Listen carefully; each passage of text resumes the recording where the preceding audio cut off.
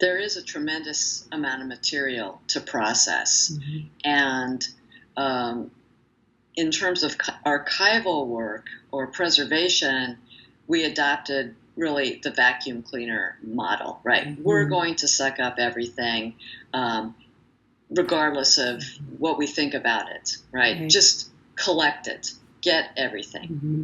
But that's different from deciding what article I'm going to write or how I'm going to approach a research project.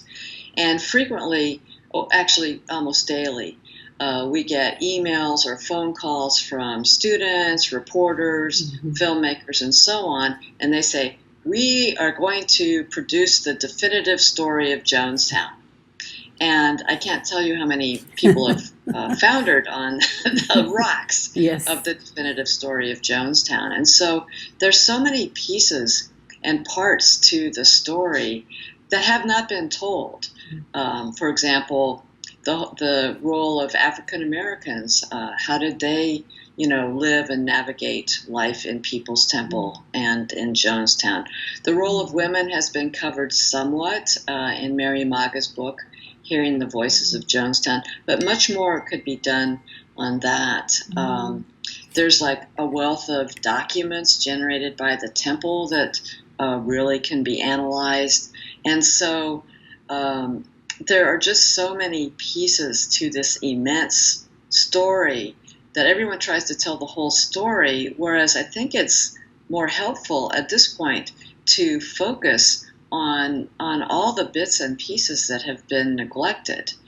People think they know what the story is, but really, how did they move everybody from the U.S. to Jonestown, to Guyana? How did that happen?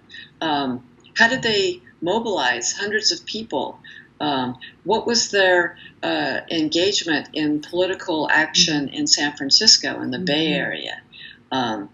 And so the resources, not just online, but at California Historical Society, special collections at San Diego State University, and so on, that really I would encourage anyone looking at this immense story to say, well, maybe there's something that nobody's written about. Actually, there's a lot that nobody has written about or told about. So while on the one hand we're collecting everything, on the other hand, I don't write about everything.